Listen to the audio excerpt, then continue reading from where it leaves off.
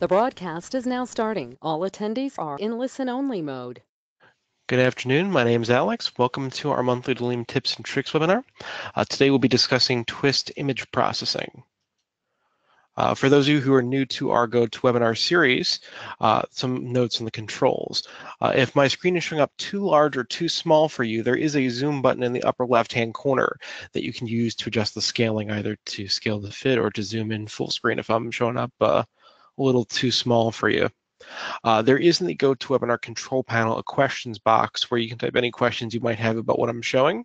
If anything particularly pertinent to a point I'm discussing shows up, I may pause to address it. Otherwise, we'll be doing a full Q&A at the end of the session. As I mentioned, this is part of our monthly Dalim webinar, the third Wednesday of each month. Typically, as soon as we know what we're going to be doing, we'll put it on our website at blanchardsystems.com/events. I believe December is most likely slated to be a recap of Dalim's Worldwide Technical Meeting, which is happening next month in Germany at Dalim's headquarters. So keep an eye out there. There may be good information on the next upcoming version of ES. So today, as I mentioned, we'll be talking about twist and image processing. Now, this webinar changed a little since the mailer we sent out. There were a few things I realized that we covered better and in more depth in previous webinars. There were a few things I had to cut for time constraints. So what we're going to be talking about is sort of focused more kind of like a DAM or image manipulation view of twist, because we tend to associate it, if you've been in the print end of the industry for so long, we tend to associate it as just a prepress tool when there's so much more you can do with image color correction and image manipulation and interfacing with other systems like DAMs or CMSs that you may have. So this webinar is focused to be completely ES free. So if you're even just a twist only customer without an ES system, everything in this should be applicable to you. We're going to be going over an overview of the image conversion utilities that you have within Twist. So the difference between, for example, OJPEG, image action, PDF render, why they're created the way they are, and what there really should be, what tools right for each use case. I'll also be talking about best practices for color conversion, basic color correction if you need to use it in a pinch, and handling transparency. I'll be talking about some more advanced manipulation cases as well, including compositing, cropping, and resampling if you need to. Talk a little more about third-party tools in some of these workflows as well if you need to do something that Twist can't quite do. And then lastly, once you process the image, putting it somewhere like a CMS or a DAM so that you can use it in some process later on down the line. Now, a few of these topics, we don't go into too much depth here. If you want more information on third-party tools, integrating those into Twist, Mike did a fantastic webinar on that the other year, so you could use the link there. I'll make sure this is in the video description when we post on YouTube. And if you want to talk about twist and metadata, that's a topic I really did not get a chance to cover in here, but we did a full webinar on that, and that focuses a lot on image processing within Twist as well. So if you're looking at this from a DAM context, that's something that would be right up your alley. So getting right into it, let me pull up my copy of Twist here. If you've looked through Twist over the years, there are a few different tools you can use for image conversion. So if you're just looking through some, you'll see references to, you've got the O tools, so O_JPEG, O_TIFF. You've also got, you may have seen, depending on your license, the image action tool and the PDF renderer tool as well. And what these are is OJPEG, these are the early output tools that Dalim put in the early versions of Twist. Both that and image action are using the same exact engine to do the image conversions. But the idea is these are something you would use if you need to convert, whether it's a PDF, whether it's a TIFF or a JPEG, you need to convert something to a JPEG or whatever specified format. These are the tools you would use for that, either that or image action. Image action, I believe, was introduced about 4 years ago, around the time that Twist 7.0 came out. So it's the same underlying image conversion engine. It's just got a little more polish on the interface, and you have a little more streamlined control over what happens with those images. So if I look at just those two tools real quick with OJPEG, you see you've got some basic options in here. So you can choose whether you're outputting an RGB or a CMYK JPEG. You can control the resolution that you're outputting at or the size. And you do have some basic options in here for resampling and smoothing, which we'll go over in a little bit. Now, if you look at image action, it's the same kind of thing, but you have way more options in here because they consolidated some functions that were traditionally handled by other tools into here. And rather than having a separate tool for each individual type of output like you did with OJPEG and OTIFF, this is just a one-stop shop for anything that deals with image handling. So you can handle output to, for example, JPEGs, PNGs, TIFFs, whatever format you need, all from the same tool, which is useful, especially if you're overloading, if you're using like a set param from RE to overload this to sometimes change what you're outputting. You don't have to worry about routing to separate tools for that. You can do it all in the same place. In addition, you've got options here, for example, for cropping and resizing. You have a little more control over how the resize is done. So for example, you can say that you want to resize to a certain percentage. You can choose to resize to 300 pixels based on height, width, long side or short side if you need to fit within some kind of thumbnail spec here. And you've got additional controls for rotating or flipping an image or whatever you'd really want to do there. So those basically are the same thing. If you have the Adobe license on your Twist system, you might also have seen a tool called PDF Renderer. PDF Renderer is the same kind of idea. It's a tool that's designed to make a JPEG, but in this case, it's only from a JPEG or TIFF, but it's only from a PDF.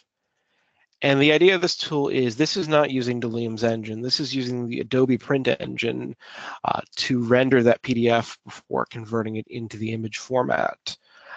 So this is one case. I know internally we tend to use it a lot for testing, like potential RIP issues when we get support tickets. But this would be, if, for example, if you wanted to get output that was created using Adobe's engine rather than Dalim's, this is a tool you could use for that. Since it is geared specifically towards PDFs, it does have a few convenience options in here as well, so that you don't have to check elsewhere in your workflow, but you can just abort from the get-go on missing fonts. You can automatically clip it to the trim box so that you don't have to drop in another tool to handle that.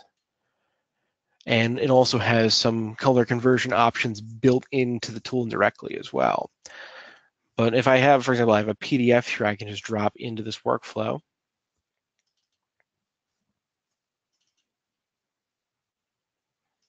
And we should get an output for all three of these in a sec here.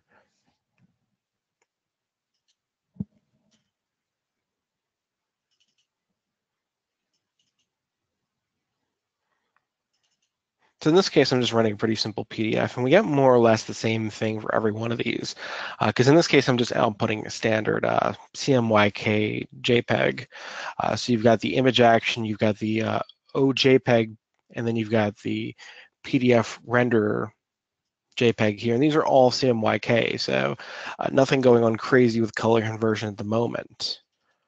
One other option to pay attention to in this tool as well is the I lost my train of thought there. The quality option too. You basically can control, if you're outputting a JPEG, what level of compression, of visual compression you're using on that JPEG. So if you have this set up for quality, lossless or maximum would be your highest quality output, but it'll also take up the largest file size. If you went towards the other end of the spectrum, minimum or low, you're going to get a poor quality image, but it's something that would, if you need just like a quick and dirty thumbnail, that would work reasonably well for just getting a visual idea of what's on the page, but it's not going to look all that great at that level. So now as far as other things you can do in here too, I have an example here I built to try and resize some of these images, because one other option you'll see in here is you have the ability, it shows up a few different places in OJPEG and image action, but the idea of you can control what sort of algorithm is used if you're doing a resize, because if you're not resizing that, it's something that's proportional to the pixel layout. Like if you use some odd percentage, like 60%, you could run into moiré issues with some images. So you've got two algorithms you can use to really kind of do that resampling when you do a resize like this. Nearest, where it tries to match on the pixel level what's there, so it's more the idea of accuracy in terms of actual data. You've also got moire reduction, which if you're dealing with anything that's been screened or any fine color gradients, you can wind up with this weird artifacting, and moire reduction will allow you to reduce that. As an example out here, I do have a few files I can dump, 2 files I can dump in. I took a scan I did a while ago of some record cover, and I just threw in Photoshop some text in here too. So we've got some rasterized text that hasn't been anti-aliased at all, and some kind of halftone content here. I have one other example here, which is a scan I just did out of a print copy of Dalim's magazine. So this is a super zoomed in thing where you can really see all the halftones on the page, and all like just the halftones in general, that pattern. So if I drop these in, I have 2 in here where I am, one where I'm running with moire reduction and one where I'm running with the unfilter, that nearest algorithm, to see what kind of output that gives me. So let me dump these 2 in here. I think I have a third option here I haven't really used.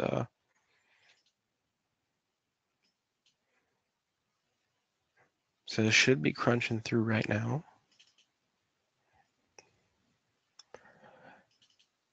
And so if I go with the unfiltered for a few of these, you'll see that here I'm definitely getting a moire. So you can see some of the text looks really garbled because I didn't resize something clean and proportional like 50%. I did a resize of just 60%, which is kind of a weird value because you wind up splicing pixels in there. So you can see in here that this text looks really garbled, and you can see kind of that weird moire pattern all over this scan because the halftones are just creating an optical illusion that way. If I look at the ones that were done with the moire reduction,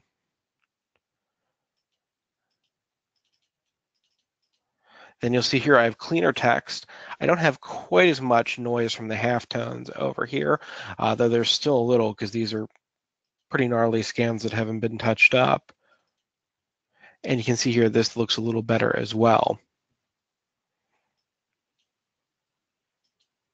So that's one option to keep track of, to take into consideration when you're dealing with image conversion. If you want something that's more accurate to what you have, or something with moire reduction, which may look better visually on the screen for something that might be web content, for example.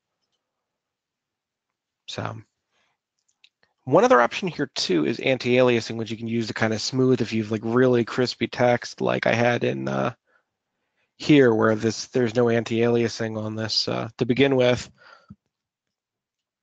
You can use that to try and smooth it out so that it'll look a little better in the conversion. You don't wind up with artifacting in there. So one example there of what you can do. But all the examples we've been working with so far have been in CMYK or RGB documents that have been stayed in their original color space. What if I have a case where I want to start with, for example, a CMYK PDF and convert to RGB? So I want to thumbnail the PDF for a digital edition or for a website that shows something that was in my magazine, and I want that to be RGB because I'm putting it on the web. The process is a little different depending on whether you're using image action or OJPEG, because image action does some of the work for you. So what I'll do actually while I talk is I'll dump the PDF in first so that we have some output to look at when I'm done talking. So we've got the image action here, and I have this set up. I have this convert color space to RGB option here. And what that's going to do is that's going to convert, and image action is more or less geared at kind of web or digital media uses. So it's going to go with sRGB out of the box for this, since I have that checked. Now, OJPEG down here, I have one that's a control OJPEG that doesn't go through any sort of filtering there or any kind of color conversion. And I have a second one where I put in after the OJPEG, rather than making an RGB JPEG, I made a CMYK one. And the reason I did that is because OJPEG by itself isn't great at color converting between color spaces. So I have an ICC conversion tool I placed in here, and most of the settings in this tool aren't particularly relevant to what you're doing. Most of the section up here is if you're dealing with mixed documents like a PDF or PostScript, where you've got raster and vector elements on the same page together. If we do the conversion up front to a JPEG first, all we're concerned about is this main area down here with the output profiles. So we're saying we just want to convert this to sRGB. To give you an example of what this is going to look like, it looks like our work ran through. So we have 3 in here.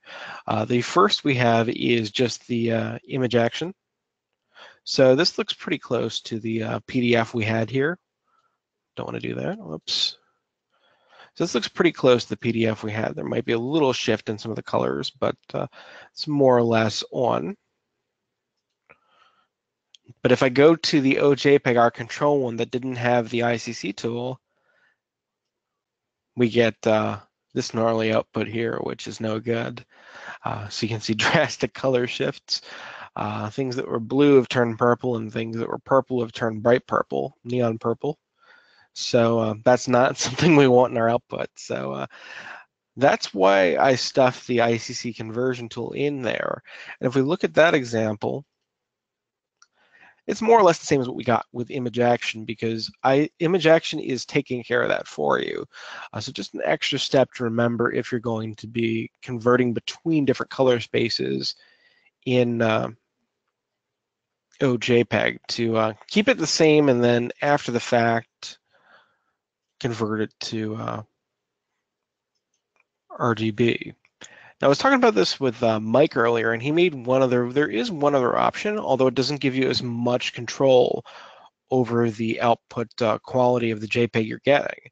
You could also use, instead of the OJPEG tool, you could use an OTIFF tool in there, OTIFF CMYK, because there are separate TIFF tools for CMYK and RGB. And then you could set the compression for CT in here to JPEG, and because you're only inputting a CMYK TIFF file to this tool, it's going to convert that TIFF file to a JPEG. So hang on one sec here. One feature that's new with image action as well in Twist, I think it was introduced in Twist 8.5, is support for alpha channels and transparency. And I've been playing with this, and it's been a little hit and miss for me so far. But as an example, is there is support for those alpha channels and transparency now. So I have an example here. I took one of Mike's photos. That's a picture of a duck here. And this is a PSD. So I pulled this up in Photoshop here. You'll see I just used an alpha channel to remove the background from this, or a mask to remove the background from this image. So if I were to actually take my eraser to that mask, you can see that helps if I select the mask. But you can see that there's content behind there. It's just hidden by the mask. And I believe in older versions of Twist, there wasn't really support for that transparency. Anything got flattened to white in image action, which you're kind of out of luck because that's the only tool that handles PNG transformation in here. But if I were to go into this tool, and I think I have a workflow that's set up for it. So I have it set for PNG. You do have the ability to flatten transparency within a PNG if you want to. But if I were to just drop this PSD in as it is, then what I'm going to wind up getting is I'll have a PNG created from it, and it's going to retain that transparency from my original image. So you can see I got the gray background, so the transparency is preserved in here. Now, one other thing I'll touch on real quick before I get to the main meat of the demonstration is, and Mike did an extensive webinar on this last month, but just in case you're from more of the DAM side of things and you weren't on that webinar because it was a little more print-centric, if you need to crop an image, so one example here is if, for example, I need to convert, I have a PDF that has trim on it, and I want to crop that trim off for a thumbnail. I can do that in here. And this same logic I'm going to show you could also be used for example, with a just any standard image if you wanted to make, for example, a square thumbnail, because your CMS, your website design required square thumbnails for content. You could branch off to a portion of your workflow to handle this very similarly. But what I did is I put in a file check tool in here because I need to grab some information about my file and about the trim area and whatnot. Drop my file in and we can actually watch it go through. What it's going to do is that tool is going to grab the trim area that the trim box dimensions in here. If I go into show memories here. So you can see it gives me the dimensions or the size on page of the trim box width and height. And so what I did here is I just took those and I put them into a set param from RE that I'm using to overload this create PGS. So I'm forcing the page to trim to the center of this page, and it's going to cut out everything that's larger than that trim box. So then I take it to image action and get myself a image copy of this PDF that's been cropped to trim. So you can see it removed all the trim here. This is a very simple example here. So this doesn't accommodate for cases where you have like an off-centered trim box where you've got, I've seen cases in the past from some customers where you've got like a trim box that's towards the top of the document and the bottom will have like information sheets on who did the work or like who worked on it or what approval steps it's been through. So in cases like that, you need to do a little more complex math. So you check out, in that case, the webinar that Mike did last month on trim and cropping. But this sort of thing could be used, for example, like I said, to create a square preview for a CMS. Now, two last cases to show you today. And the first goes back to that image I was showing you, the scan from earlier, where I had, here we go. Because you see, if I zoom in on this, you can see all the halftones. That if I were in a case where I wanted to push this online somewhere, maybe I'm digging up stuff, I work for a publication, I'm digging up things from my archives that I want to post on a blog or on a website just for informational purposes. And I want to find a quick way to clean this up so it looks a little better. The Maria reduction option Twist does a pretty good job, but if you wanted to try and roll your own descreening to dial this in a little more, you can go outside the realm of Twist to take a look there as well. And you can do that by using, there are two ways you can pull in third-party tools. The tool in particular that we're going to be interested in is called ImageMagick. It is an open source image processing tool. When we stage Twist servers, we tend to install it by default. Dalim does use it under the hood for some things as well. So generally, if you're using Twist for anything, it's always useful to have this tool handy because it can save you if you get caught in a rough spot and need to push something through quick. But if you wanted to descreen something like this, one of the procedures you could do manually, for example, in Photoshop, is crack this open, apply something like a Gaussian blur to it so that you blur out the halftone, repeating halftone pattern, and then do like an unsharp mask on it to try and remove a little bit of that blurriness so it looks a little better. But we can automate this process using Twist and ImageMagick. And ImageMagick is just a command line tool. So if I pull over my Twist VM here, you're basically running a command. In this case, it's called Mogrify. They have another variant of it called Convert, where you're taking one file, an input file, and making a separate output file. The Mogrify command is the exact same thing, except I'm overwriting the input file. But you're basically running a command like this. So I'm saying I want to use the Mogrify command on this file. I want to apply a Gaussian blur with a 1.3 radius, and I want to sharpen it by this amount at this threshold. And I was testing around earlier, I dialed it in for this specific file, so I can get it looking pretty decent here. So what I did then was, once I hammered that out on my server, I went here, and I pulled in a set param from RE tool. And we're cheating because this isn't really what set param from RE was originally intended for. But what I did was I made a rule in here, and I'm assigning a variable called convert status. It doesn't matter what it's called because we're not going to be referencing this variable elsewhere in the workflow. But we're using that to run the tickle command exec. And exec is going to let us run this command from within Twist. So we've got mogrify Gaussian blur 1.3, sharpen 2.9 times 1. And then I've got in quotes, here I've got $working dir / $name. And what this specific syntax is going to do is we're passing rather than a specific file to this command. Twist is going to sub that in for the specific path to the working file that it's running with. And it's going to sub in the file name there as well. So if I were to take this file and just dump it in real quick.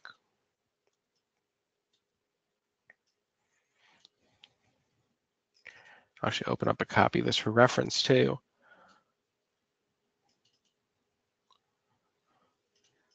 And it looks like it already ran through. So it's still a little blurry. I might have gone a little heavy-handed here, but you can see that that did do a pretty good job at descreening this. You still got a little noise, but you don't have that overbearing kind of halftone pattern here that all over everything, especially like we can see in like some of the text down here. It looks a lot cleaner, if not as sharp. But there are other ways you can do the same thing. So if the idea of using a set param from RE is a little strange to you, the other way you can do it is you can use, there's a tool called command merge that's designed for this same sort of thing. So this is a workflow that does the exact same thing, just using a slightly different approach.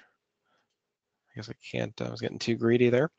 So in this one, I'm doing the same sort of thing. When you run this tool, first off, you define a regular expression to say which files are going to match in this tool. The idea of what this was designed for back in the day was to be generally a toolbox for building your own sort of tools. And this wasn't intended where you necessarily needed to put just one file in, because you can have it so that it matches 4 or 5. You could combine them into a multi-page, for example, using this. And I believe that was one of the uses back in the day for this tool. Dalim designed it so it would work with some of their command line utilities that Twist uses under the hood. But we can kind of co-opt that to call ImageMagick as well. So the regular expression here, we're kind of just saying, rather than, we're not really going to merge anything with this tool like the name suggests. We're saying any file that comes into this tool automatically matches. And the tool is only accepting one file at a time.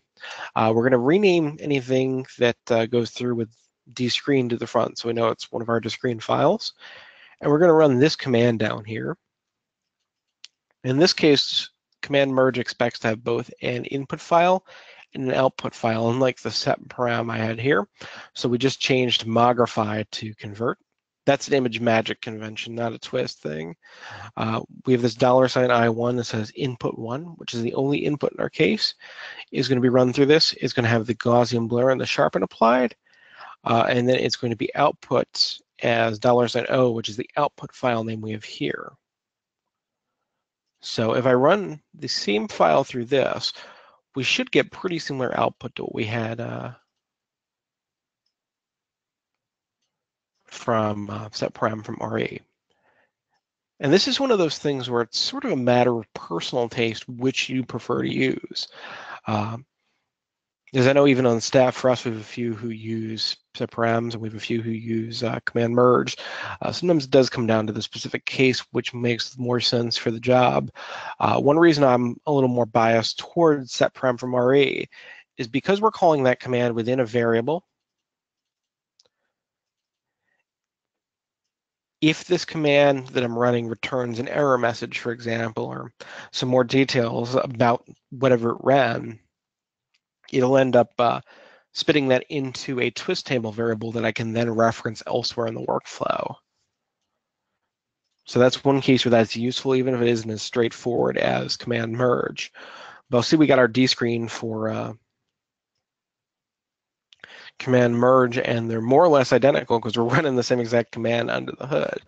But ImageMagick, I recommend taking a look at it because there's a lot you can do like this. Another example I was considering doing for this, but ran out of time for, was doing, for example, like a watermark on an image. So maybe you're sending a client a proof and you want to make sure that they don't take that and run with it. You could make a low-res 72 DPI image, slap a watermark on it before you toss it to them. You could even use it to build some kind of more or less contact sheet of your own. If you don't have an ES installed to do that with, I was looking online, it looks like there are ways you could do that with ImageMagick. So definitely worth a look-see if you haven't played with it before. Now, we've been talking mostly about the specifics of manipulating images so far, but I wanted to focus a little on getting those images somewhere else because we want to do something with them when we're finished.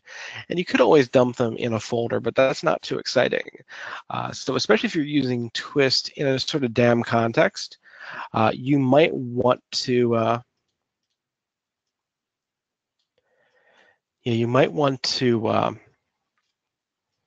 push those files up to a DAM or a CMS. So one thing I did here for this was I staged up a WordPress server. This should be the same for pretty much any CMS out there. So if you're using Drupal or Joomla or Jahia or anything else like that, the specifics of whatever API calls you'd be doing would depend on your specific tool. But what I did was I made a workflow that's going to take images and dump them up here so I can incorporate them in a post. I'm going to delete this because it's no fun if my example's in here to begin with. And before showing this, just for fun, I have a folder here with about 5 or 6 different files. And maybe in a large production workflow, I'd be running through this and I'd be manipulating these. So I might be resizing them or doing color conversion or cropping. I might be doing other things this. And at the end of the workflow, I decide I want to upload them to my CMS. And we should see those trickling in slowly but surely. So we're getting all our images in here, and everything looks good with those. So I can then take those, and if I'm working on a post from my blog or working with some images for a site I maintain, I can then take those, I pull them in from Twist, and then literally just insert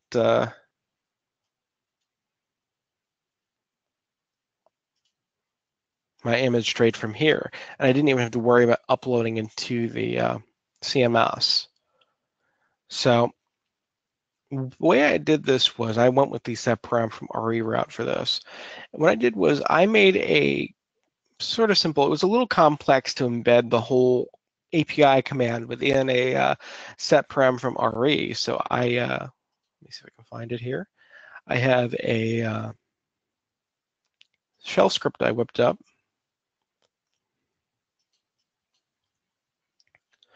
That all this is doing is just doing a post of this file to my WordPress install here, and giving it a file name and specifying what kind of file it is.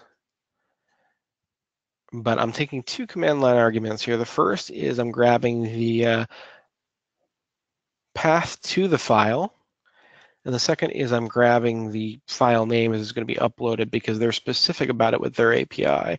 It may differ if you're using another solution. And then I basically just called my shell script from a set param with exact sh, and I subbed in as my arguments my working dir / name and the file name, so I have it. And that's all that does to really upload. So, and you could get trickier with this if you wanted to. I was looking through this, and there are ways, for example, that you can set from within the API. You can set, for example, the caption, the alt text, description, or the title of these images from that API. So if you have, so you could really streamline how all this gets set up front. So if you have a photographer who's taking these photos, they're doing selections in Photoshop or Bridge up front, or Lightroom, they could add in the caption, the alt text, the description, and the title up front. Then you would just modify your API command here to add those to the post so that they're already set when they get pushed up to WordPress or Drupal or whatever you're using. So you just have to drag and drop and you're pretty much set. But it's no fun if I do that with just this one tool. So it's not much of a grand finale, but I combined a few of the things we were talking about from today, where I'm taking the command merge to do my Gaussian blur, running that through image action to do a resize, and then I'm uploading that to my blog. So again, taking the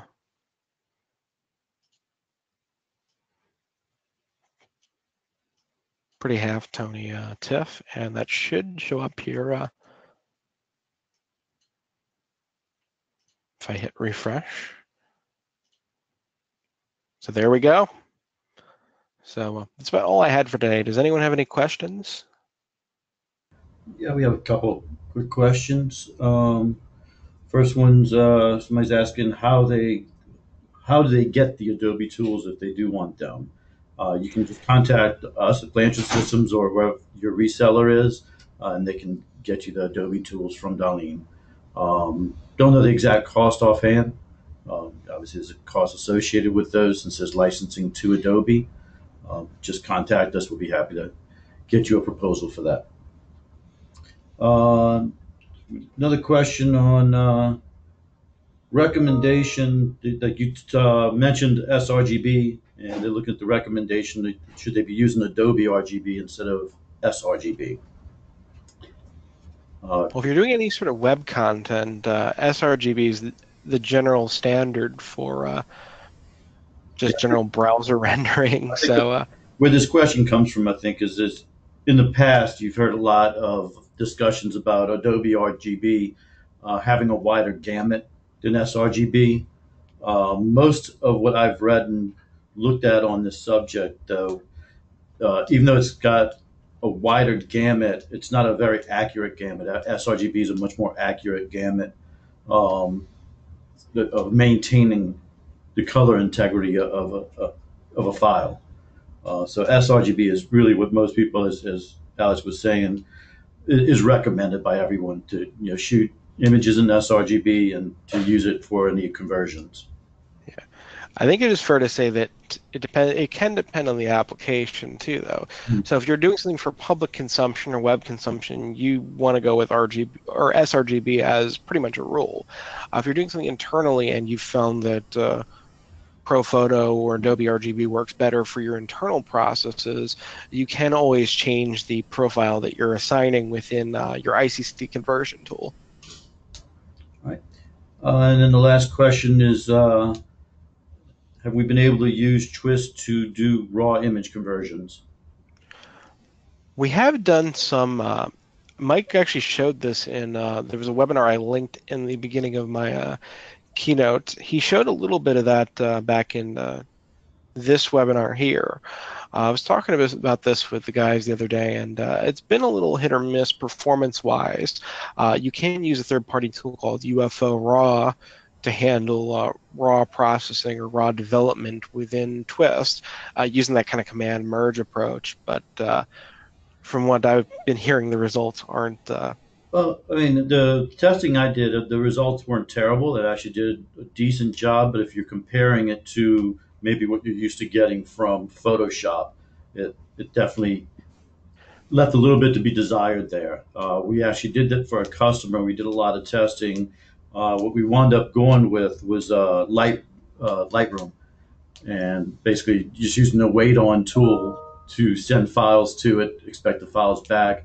We did have to use a little plugin that someone was offering on the web to be able to use Lightroom with basically a hot folder mechanism. So it was watching a folder, would process files automatically that way and pull them back. And they used that. They stopped using it because they stopped doing the raw images. They're now getting either TIFF or JPEG straight from their photographers and not dealing with the raw files. But it worked well for them for a couple of years. So yeah, definitely ways to do it. And wait on's another example of using a tool inside of Twist to integrate with a third party tool, as long as you can expect it to put back the file somewhere you can look for it with the wait on, and then continue your workflow. And I think that's it. That's all the questions. Good deal. Well, thank you for attending. Hope you learned something. Thanks a lot, Alex. Good job. And hope to see or talk to all of y'all next month for the Worldwide Technology Meeting wrap up. Have a great weekend. Bye. Bye.